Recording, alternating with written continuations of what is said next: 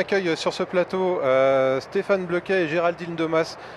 Stéphane, vous êtes COO, comme on dit aujourd'hui, et Géraldine, CMO d'une jeune pousse qui s'appelle Citizen. Merci d'être venu nous voir sur ce plateau. Merci de nous accueillir. Monsieur le Premier vice-président est resté avec nous parce que vous êtes venu dans sa délégation de la région Auvergne-Rhône-Alpes. Comment vous vous êtes rencontrés? Quel a été le processus qui a fait que vous êtes venus ici ensemble au CES? Parlez-nous de la sélection. Avant qu'on rentre dans le dur de ce que fait Citizen. Eh ben, on a eu la chance d'arriver avec le cluster Mina Logique, exactement, qui en fait nous représente au sein de la région Rhône-Alpes et qui nous a beaucoup aidé justement à être présents et à nous accompagner lors du CES et de cette édition-là.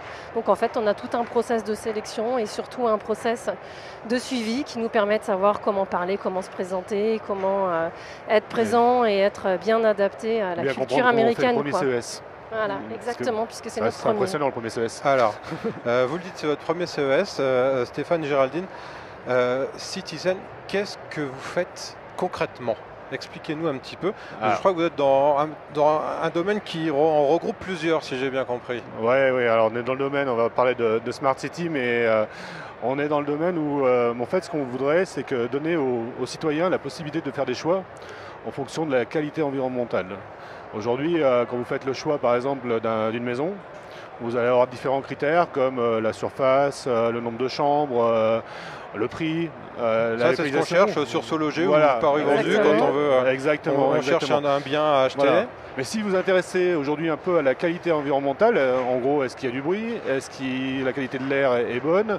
Est-ce que je suis exposé aux ondes électromagnétiques? Cette information, elle n'est pas vraiment disponible. En tout cas, elle n'est pas disponible facilement. En tout cas, pour, on va dire, le citoyen normal, il ne va pas avoir cette information. Donc, on veut apporter un index du bien-être qui va permettre justement de faire ce choix de maison en prenant en compte la qualité environnementale.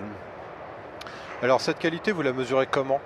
Alors, effectivement, on va proposer un nouvel appareil.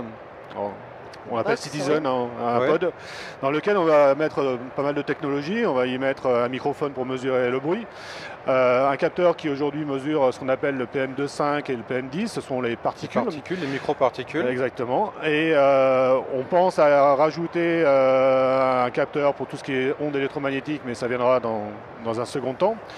Et on a une petite particularité, c'est qu'on se dit aussi que tout ce qui est sécuritaire peut faire partie du bien-être.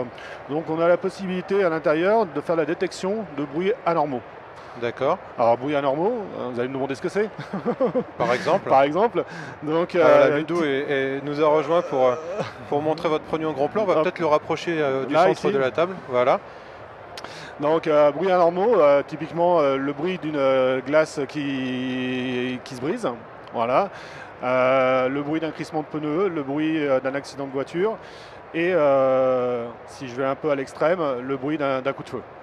On est aux États-Unis, ici c'est pas tellement l'extrême, c'est presque malheureusement le quotidien, donc j'imagine que les débouchés sont gigantesques sur pour ce type de produit. Oui. Alors, en plus, vraiment notre credo, c'est de pouvoir allier les deux. Allier la partie environnementale avec la partie sécuritaire, parce que une des problématiques qu'on va avoir dans le futur, c'est que pour mettre beaucoup de capteurs dans une ville, parce que Smart City, on pense connecté, on pense capteur, si vous mettez 5000 capteurs qui font de la mesure de bruit, 5000 capteurs qui font de la mesure de qualité de l'air et 5000 qui font de la sécurité, ça vous fait 15 000, il faut les maintenir, ça coûte cher et ça va être un vrai problème.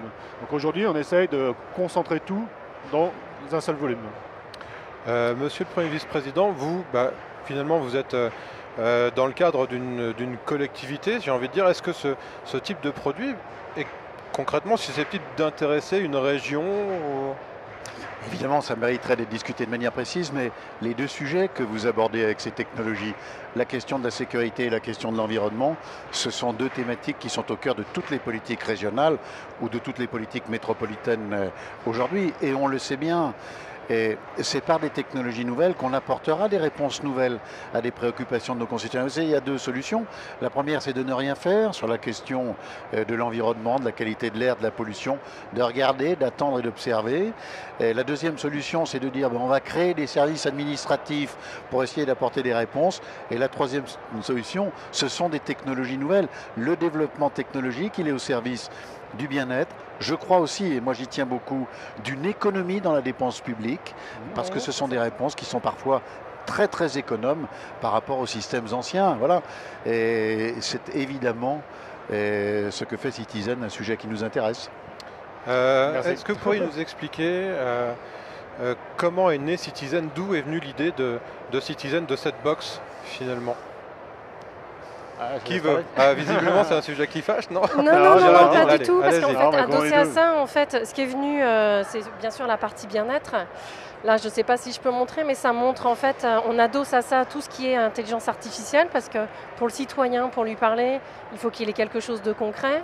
Donc, on crée, en fait, à partir de toute cette agrégation de données, un indice qui va permettre, en fait, de savoir justement dans quel environnement on est. Ça, c'est vrai que c'est ce qui nous a en tout cas motivés à créer, depuis la base des technologies qu'on peut connaître et qu'on peut maîtriser, comment on peut apporter une information simple en temps réel. Et en plus, on est adossé aujourd'hui avec un groupe français et, qui est spécialiste de la surveillance. Et c'est vrai qu'on est arrivé avec cette idée de dire il faut apporter plus que juste de la mesure. La mesure, c'est bien, il la faut.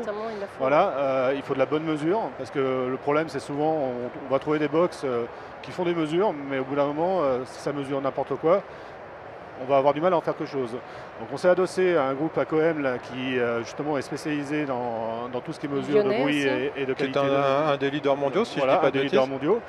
Et justement pour simplifier, prendre de la mesure qui est aujourd'hui très métrologique et la rendre un peu moins métrologique, mais quand même exploitable. Voilà. Parce qu'aujourd'hui, il y a beaucoup de gens qui font le parcours par le bas, c'est-à-dire qu'ils vont prendre des composants, c'est facile, hein, et ils vont créer un capteur. Ça va faire des mesures, mais en gros, on ne peut rien en faire. Donc nous, notre idée, c'est vraiment d'avoir une qualité métrologique qui est la meilleure possible en fonction du coût qu'on veut sur cet appareil.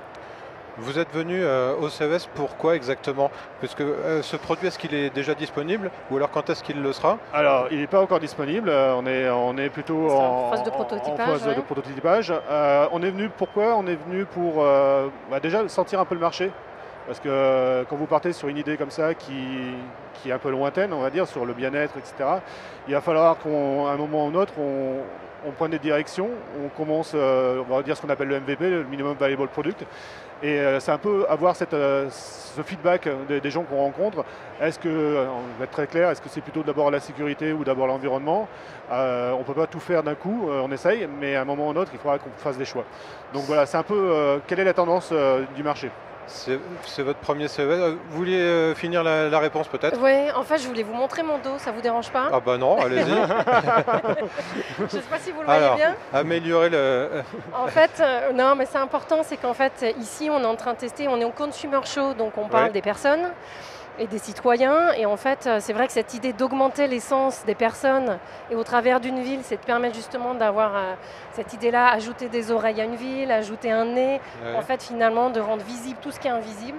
Et bien là, au CES, ça nous permet vraiment de tester avec des gens qui sont dans la vie de tous les jours et qui disent, et on en a plein qui nous disent, mais nous, on le veut à la maison, ou alors on le veut dans notre immeuble et le partager entre nous, on le veut dans nos écoles. Et c'est là où justement, là, on commence à avoir des itérations hyper intéressantes. Donc, dernière question, il nous reste une minute. Après ces 3 premières journées de salon, vous direz que c'est plutôt un contrat rempli. Vous êtes d'ores et déjà satisfait de votre présence. Vous reviendrez?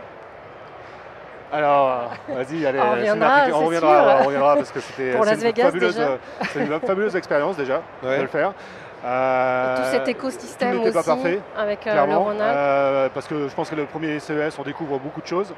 On reviendra, peut-être différemment, mais on va revenir parce que on a eu beaucoup de contacts, beaucoup de pistes à exploiter. Donc maintenant, on va avoir beaucoup de travail encore plus au retour. Et je crois qu'il faut remercier aussi la région parce qu'il y a eu un accompagnement assez formidable. Parce qu'apprendre à pitcher, ça paraît simple, mais ça ne l'est pas. Apprendre à s'organiser, apprendre à être aussi dans la culture américaine. Et on est combien d'entreprises en global? Au total, une soixantaine, 40 exposants et une vingtaine de visiteurs. Et on crée aussi un réseau. On était hier soir à créer ce réseau-là entre entreprises rhône-alpines. Et ça se passe vraiment bien et ça aide énormément à être percutant dans un marché aussi spécial que les États-Unis. Eh bien, nous aussi, on va remercier la région parce qu'elle nous a beaucoup aidé pour notre présence ici.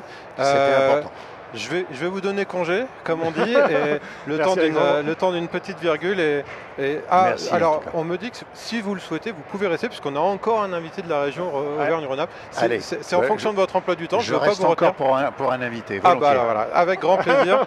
Donc Stéphane, Géraldine, à très bientôt. Merci Alexandre de nous avoir accueillis. Et bonne fin de CES. N'oubliez pas votre box. Et le temps d'une petite virgule, et on accueille notre prochain invité.